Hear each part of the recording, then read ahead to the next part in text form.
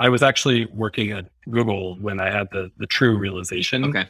The project I worked on, we had a budget that allowed us to lose $10 million a month. We could just spend. And looking Wow. at it, it's like, this is not a real business. This is not how business should be done. And so I left and joined a 5-person company with absolutely no money. And like, yeah, this is how business is done. And this is way more exciting. And these constraints are good. These constraints allow us to move forward. Hello, and welcome to the Modern Hotelier presented by StayFlexi, your all-in-one modern operating system for independent hotels. Each episode will get to know an industry expert, and we'll discuss the latest trends in hospitality to help you, the Modern Hotelier. Welcome to the Modern Hotelier presented by StayFlexi. I'm your host, David Malilly. And I'm Steve Karen. Steve, who do we have on the program today? David, today we have a returning guest, Andrew Benioff from the Independent Lodging Congress. Andrew is going to be announcing the winner of the Indie Cultivate seed round. Welcome, Andrew. Thank you, David. Appreciate it. So could you give everyone a reminder and background of ILC and how that was started and what it's all about? Sure. The Independent Lodging Congress started about 10 years ago. We're a event and media platform that celebrates independent hotels, restaurants, food and beverage outlets, and everything that is connected to them. So pieces that are tangentially part of the independent hotel experience, including art, design, technology, fashion, music, and all of those things that go into making a great independent hotel. Both David and I have been to those shows, and they're both fantastic. How did you specifically come up with the idea for the Cultivate concept? So we were thinking, after we had been running ILC for a number of years, that it would be great to celebrate new startups, new ideas, and innovation in hospitality and travel in some way, shape, or form. So we came up with the idea of Cultivate, marrying sort of two different conferences. Our regular get-together where we have panels and indie talks and so forth, discussions on all aspects of independent hospitality, as well as a startup pitch event where new startups come together and pitch their company idea to VCs, other investors, and people in the audience to figure out, what's the best new idea, can it get funding, et cetera. We put those two things together and we came up with Indie Cultivate, which helps to support innovation and startups in hospitality and travel. That's awesome. And Andrew, can you please announce and introduce the growth round winner? Yes, of course, Steve. The growth round winner was a company called Sensible Weather. Their VP of product, Mark Bruno, came and pitched. Sensible Weather is a climate risk technology company that de-risks weather for both travel partners and consumers. They offer a partner-branded weather guarantee service, sort of like insurance, that automatically reimburses travelers when bad weather impacts their in-trip experience. And I have to say, when I first heard about this, when he started to pitch, my first thought was, this is crazy. Who's going to use this? And by the end of the pitch, I was fully on board and just thought it was an amazing idea. And to add to that, I'm going for a few days to Rhode Island next week. And I was thinking, gosh, if it rains on one of these days, I've already promised my kids that we're going to the beach. Then what are we going to do? And I thought, wow, maybe I should have bought one of those policies with Sensible Weather, and it would have solved the problem. Pretty cool. Welcome to the show, Mark, and congratulations on your victory. I was there in Brooklyn, and I thought you did a great presentation. Thank you. I appreciate that. Yeah. So to kick things off, Mark, where are you from? What's your background? Yeah, I'm from a pretty rural place between Lancaster, Pennsylvania, and Philadelphia. Okay. But I spent most of my career in New York. And so, yeah, it's Philly-related people tend to find each other, right? That's so absolutely. funny. We had, not to cut you off, we had Joshua from Course, who won the seed, is from Philadelphia. And if you watch that, I was saying people at High Tech were getting frustrated because they kept saying, how do you Philly people always find each other? Because I'm from Doylestown, is where I grew up. I literally live a block and a half off Main Street in Doylestown. Where I am so right you now. can go stop by my parents' house. So how did growing up in Pennsylvania, shape kind of who you are today? Yeah, I think growing up, particularly in a rural area, I had a lot less exposure to a lot of what the world was. My first job, I was 12 working on a farm. And through that experience, I had like a very simple life. But I think then getting exposed to New York later in my life, in my early 20s, it was almost just this entire crash course in what it means to be in it with everyone. And while I wish I had gotten that exposure sooner, I think getting that exposure for the first time in my 20s made it easier for me to kind of understand the world and experience like this is really special. There's something really great here. And so it was a steep learning curve a little late in my life. I think. I actually had the same thing. I grew up in Wisconsin, then moved to DC after college, and it was kind of the same learning curve for me. So you started Sensible Weather. For the people that aren't familiar, can you tell people a little bit more about Sensible Weather and what you're looking to accomplish? Yeah, so Sensible Weather, we are a climate risk technology company. But really what we do is we offer a product called a weather guarantee. So this is a product for consumers of outdoor travel, outdoor events, having an outdoor experience. And it's all about the idea that bad weather is not something you should have to pay for. And so we work with hotel owners, hotel operators. We also work with resort operators like ski resorts.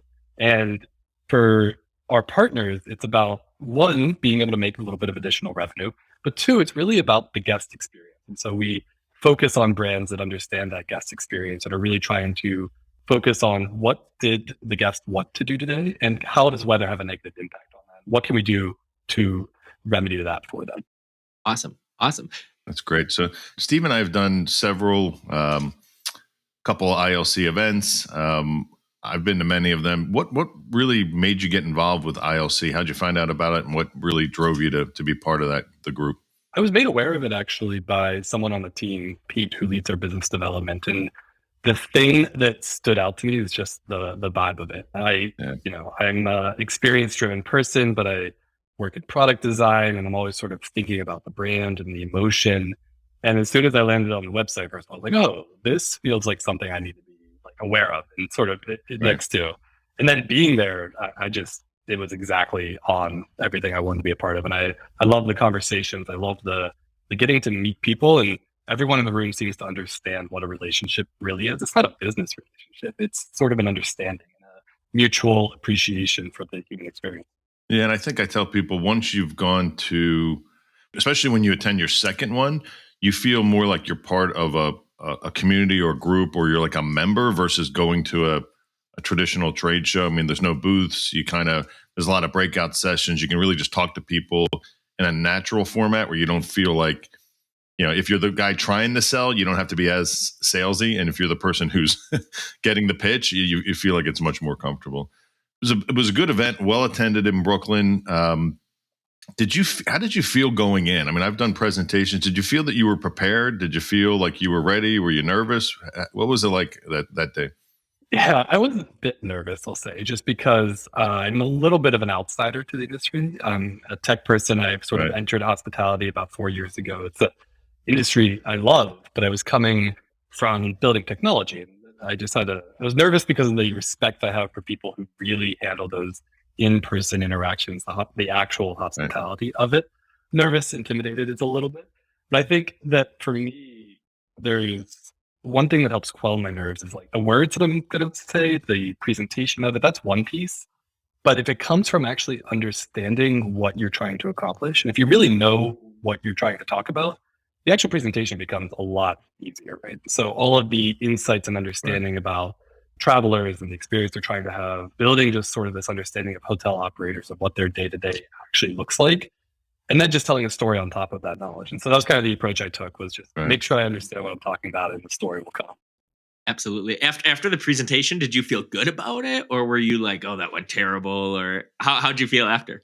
I felt good about it. I felt good that I was done. I was ready to just talk to people one-on-one. And I would say that I think the Q&A was actually very exciting for me. I really appreciate it, and thank you to any of the judges involved, because being able to engage with people in one-on-one questioning is a great place to just talk about the product, and having people really question the business model and having people really question the experience is exciting to me, and that energizes me. So I enjoyed that portion a lot and kind of ended on a high note, I think. Oh, that's awesome. So Mark, have you always wanted to have be involved in startups? You mentioned you have a tech background. Was this something that's kind of always been planned or not really? Yes, I think it's always been planned. I grew up sort of in an entrepreneurial sort of mindset. And then I was actually working at Google when I had the true realization. Okay. The project I worked on, we had a budget that allowed us to lose $10 million a month. We could just spend. And looking at it, it's like, this is not a real business. This is not how business should be done. And so I left and joined a 5-person company with absolutely no money. And like, yeah, this is how business is done. And this is way more exciting. And these constraints are good. These constraints allow us to do better. That's so funny. So is this your first startup? No, I'm fortunate. I have been a part of teams that have gone from 5 people in a co-working space to hundreds of employees a couple of times. But I will say that Sensible is unique. And it's really this opportunity to take all those learnings of the 6 startups I've worked at full time and the number of companies I've worked with in part-time capacity to build the right type of culture. And so the insights and that understanding I was talking about, that's something I'm extremely passionate about, just building a company culture around the idea of really understanding people. And is this your first time being in growth mode with a company that's yours, or you've done that also in the past? I've done it in the past before. It always takes a different flavor. And so I'll say Nick, our founder CEO, so I lead product on the team, he actually brings the knowledge to the table. So he's a PhD climate scientist, trading weather derivatives, really understands the climate risk aspect of it. And I focus heavily on sort of the experience aspect of it. And so in growth mode, what it looks like to be really focused on experiences, understanding the overall experience, but also like, how do you actually identify people and problems you need to solve now in order to access your market? This is the typical tech problem. This is a typical any company problem, is that understanding what's most important right now. And it's hard and it's nerve-wracking, but it feels really good when you get it right. Yeah. You spoke about the guest experience a little bit. Is there anything you see as far as a guest experience that needs to be changed, or we're going to see a change in the next couple of years? I do, and it's sort of tangential to the guest experience. I think this is coming from my position as a technologist. So when I touched a lot of different markets in my career, a lot of different industries, and I expected when entering the hospitality industry that there'd be some technical challenges. I was surprised by how fragmented the technology is and how difficult it is for the people actually operating who focus on the guest experience. That's what they should be focusing on. But instead, there's a lot of people focusing on, how do I connect my systems? How do I get my distribution out there? How do I just handle my base systems? And so I think that in order to improve the guest experience from the position I'm sitting in, is focusing on reducing the amount of work that people who can actually focus on the guest experience have to do with their technology. And so I'm hopeful that that's the change that we'll see. I think there's headwinds, there's barriers to that happening. But if we all know this is a problem. This isn't like something unheard being said.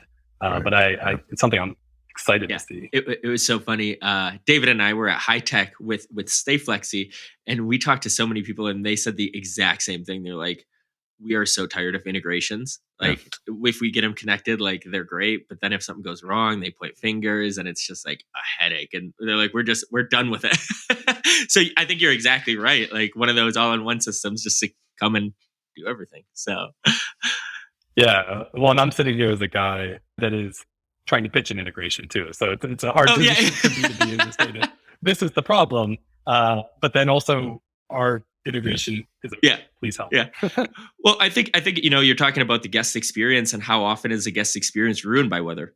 Often, I would say. And this is one of those integrations that's like can save the guest experience. It can not only increase it, but save it. And that can, I think if I was at a hotel and I booked a outside happy hour and it got canceled, you guys refund it, I'm going to write the hotel and be like, this is awesome. So I love what y'all are doing over there at Sensible Weather. So yeah, maybe give us a couple of examples. I mean, is there anything, past 12 months where there's been a weather event that, and I guess in your case, sometimes you're hoping that there's always good weather so that they don't have to collect on the insurance. So was there an event or something that happened that you guys are like, wow, that was really amazing. We had X amount of people who had the insurance and were covered and protected. Yeah. So I actually love seeing people get paid. Our financial model is our financial model. And that's what we're good at, is understanding that. So if people had a rainy day or it was too cold or wasn't snow, I want to pay those people. I want to give those people a reimbursement for their experience.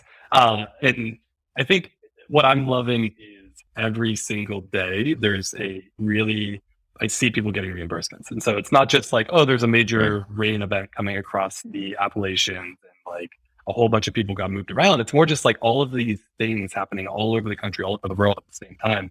But I will actually tell you a story that's sort of the opposite of what you asked, which is, have I done and seen anything that didn't go well? Our very first launch, second weekend after we've been live, and this is over a year ago now, I actually was managing customer support. 7 people at that time. So I'm on customer support. Somebody emailed in a couple of days ahead of the weekend. They're like, hey, it's supposed to rain this weekend. This is the water park. Are we going to get a reimbursement for our water park tickets? And I was like, well, what'll happen is the day of the forecast, we'll check for you and we'll let you know if it's going to rain, and then you'll get a reimbursement. But don't worry, if you get a reimbursement, you actually still get to go to the water park. It gets to be a free day for you, which is a really cool value proposition. Wow. Except that it was a Category 4 hurricane coming down. And so telling this guest, then like, don't worry, just go to the water park in a Category 4 hurricane. No problem. Yeah. Learnings, right? Like we need to be, and we've solved that luckily, but I think it's one of my favorite stories. Do people believe you when you tell them that? Like, if somebody told me like, oh, you still get to go to the water park, but you're basically going for free, I'd be like, what's the catch? Like, do I, am I going to get there and be stopped or something? Like, what's the response when you tell people that? The response often is too good to be true. And so we actually have an initiative inside of our company is to say, it's not too good to be true. It's very true and great. Right. And so we want to figure out how to flip that phrase. But what we also see is that we are able to, at a price point that's very reasonable for people. So I see a lot of people say like, oh, I don't know if this is going to work, but it's not that expensive. Let me just try this out. And so those are the people I'm really excited to make happy, because they're skeptics, but they're willing to try it and we can deliver on it. Absolutely. And how long have you guys been around? We were founded in 2019. I actually joined right before COVID hit. And so we went very heads down for 2 years, very quiet and stealth, building out our climate platform and really focused on our climate analytics. We officially launched the Weather Guarantee product at the beginning of 2022. So at the beginning of this year. Very cool. And how did that idea come to be? The idea is really interesting. So Nick, like I said, our founder CEO, he had access to platforms like this for more B2B use, and not the same type of platform, but the ability to look at this information. And he's an avid skier. And so he is sitting in New York. He's going to the West Coast to ski. He has his flights booked to Colorado. But is there better snow in Montana? Should I switch my flights? And so he's like, what if something could pay me money to switch my flight? And that was the initial aha moment of how do I get the best snow that I can get? And when I met him and he sort of told me that story and told me about the scientific side of it, it was just like, oh, this is a brilliant insight. Let's go build a ton more insights and understanding, build this product out for everyone. Very cool. I guess I'd be curious, kind of putting on my business development hat. So how are people finding you? Are they finding you? Are you on websites? Are you on the booking engine as far as the booking path? How are they finding the service to be able to take advantage of it? We really believe that the context is extremely important. We are not trying to educate the entire world that they can buy weather guarantees. That's an extremely expensive thing to do, but also people are trying to book experiences. They're not trying to go figure out weather details. And so the context of being the path in the booking engine, you're saying, is our best way to integrate. We have other ways. So if you book and you can get an email afterwards to add this weather guarantee, and you can add a weather guarantee up until 2 hours before the event actually starts. So we do see people starting to recognize like, oh, 5 days beforehand, it looks like it might rain. I wonder if I should add a weather guarantee to my trip.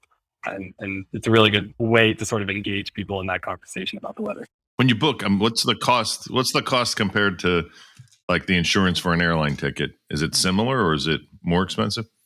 I would say that it's similar. I don't know exactly how airline ticket insurance pricing works, but we generally, we have a number of levers we pull. Our goal is to create the most useful and the most affordable weather guarantee. So every weather guarantee is created custom in real time for each user's trip.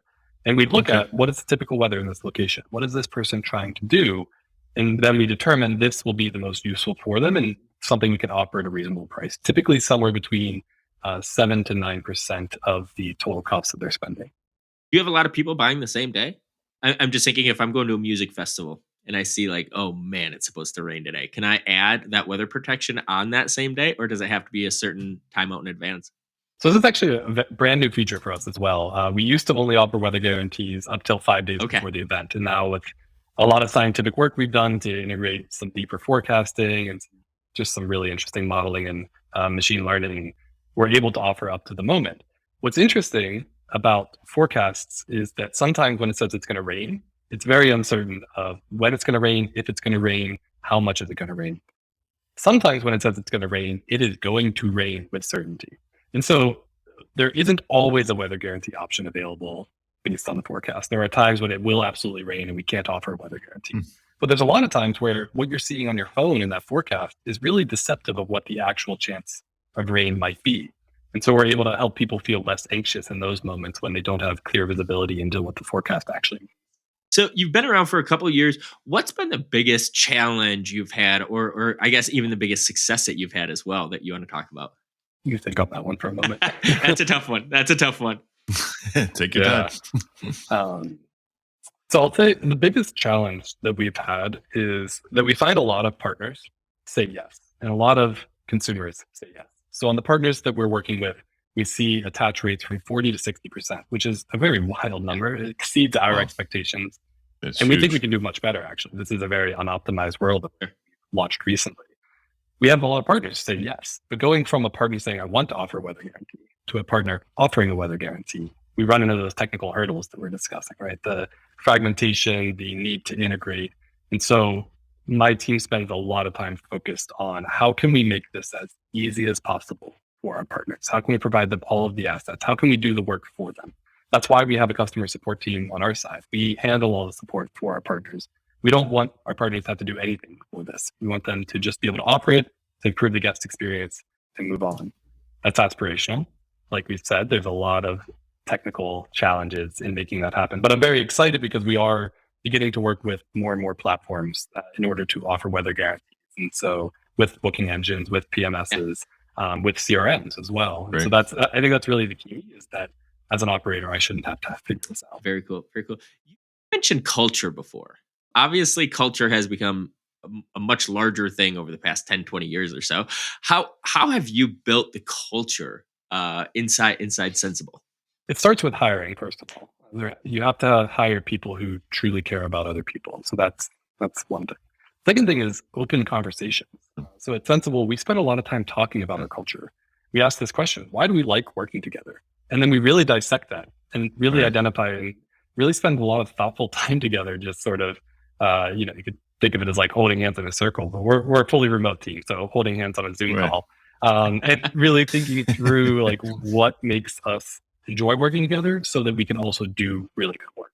That's one piece. The other piece, though, is elevating the stories of real humans, making sure that everyone on the team really understands what it's like to be a guest, what it's like to work in finance at a hotel, what it's like to work in operations at a hotel, so that we can really think about who these people are that touch our product and empathize with them. And that gets a little bit buzzy. So there's the buzzwords of empathizing with your users and all of that, but there's a big gap between wanting to do that and making it real. And I think making it real takes really honest and open and vulnerable conversations with the team. So I've got a question for you, and hopefully we get an honest answer.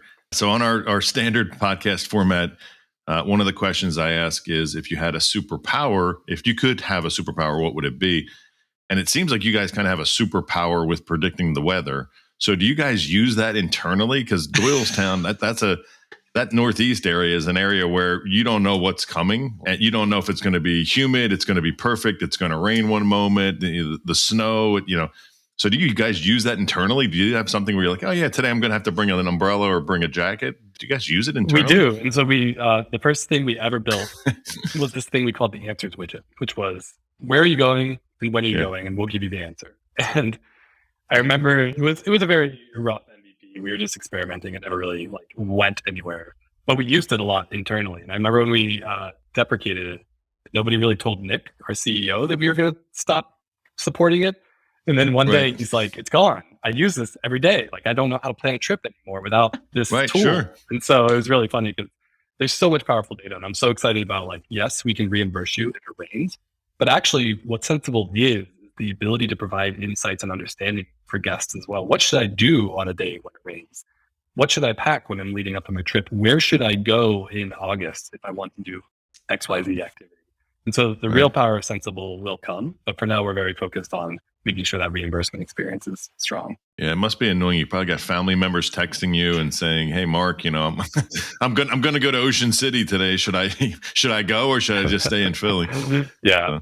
So that's really cool. You mentioned I'm just thinking of tropical islands that have hurricane season, and some people might not do their research before, and all of a sudden they're in this great resort and there's a hurricane outside. So you'll tell guests okay, this is not the right time to go to that resort, or now is a great time to go to this area and stuff like that. Is that kind of what you'll be having? Yeah, we need to explore and understand that better to make sure we're adding a lot of value, but we have the data available to do that. I think in that same vein, one thing I'm actually really excited about is that think about shoulder season. Sometimes you have beautiful days in shoulder season. Yes. Yeah. Right? As hotels, we're discounting those days significantly, and we have less utilization as well. But by offering a weather guarantee, you can actually say to your guests, no, if it isn't beautiful, you'll get your money back, but still come, still try it out. Right. And I think that's a really cool value prop to change behavior and really sort of allow both guests to have a great vacation and for owners to manage their property in a better way. And stress-free for both. The owner's getting their guests in, and the guest is hey, if it does rain, whatever, I'm going to get reimbursed. So a lot more relaxing vacation. Very cool. Very cool. So what's next? What's next here for Sensible Weather? Any fun updates coming out? Any cool things happening? Yeah, I can't announce the exact names yet. Some cool partnerships coming up, of course, we're very excited about. Awesome. But the other piece is this technology piece I'm talking about. And so working with these platforms that everyone knows the name of and making this available really easily is a huge focus for ours. And so I think that's what really changes the game and makes it just that simple. Right. So I think we covered everything. Is there anything that you want to plug? Anything you want to, where can people find Sensible Weather? Where other than the website, what's the best way to get in touch with you guys if there's a hotelier listening or a management company ownership group? Yeah, we're always looking for brands and flags that really care about this experience to work with. I'm easy to get a hold of. It's MARK at sensibleweather.com. Our website, of course, as well. But I think that if anybody were listening and were interested in this product, either from something to offer or just want to talk and understand, definitely reach out to us, because we are, of course, looking at different markets and different places that we could use this information. And of course, we're always hiring as well. So awesome. That's good news. Yeah, and feel free to use us as a resource, because it's funny, as we've done more and more podcasts and met more and more people, it's funny how, well, one, there's a huge Philly area connection to a lot of our guests, and also just in the company. So, we had Jen from the Curator Collection, which is a great connection for you. Mm-hmm. And so feel free to say, hey, I met Steve and David and was on the podcast and saw you and saw what you did, because I think that there's a lot of good synergies between a lot of our guests, and we like that. So it's good. Yeah. So Steve, any final questions from you, Steve? If not, I'll wrap it up. I'm all good. I appreciate you hopping on, Mark. I know you're busy, so I appreciate you hopping on the Modern Hotelier. It was great to meet you and great to learn more about Sensible Weather. Yeah, this was fun, and I appreciate everything you guys are doing. Bringing together just this community is awesome. Yeah, thank you, Mark. And that wraps up the Modern Hotelier presented by Stay Flexi. We really appreciate your time and wish you all the best in your new venture and that growth round. And please keep us updated. Sounds great. You made it to the end of the Modern Hotelier. Thanks for watching. Make sure to like and subscribe below. The Modern Hotelier is produced by Make More Media and presented by Stay Flexi. Stay Flexi is your modern operating system for independent hotels. If you'd like to learn more, feel free to go to stayflexi.com, or if you'd rather talk to me, message me on LinkedIn or shoot me an email at steve.karen@stayflexi.com. Thanks and have a great day.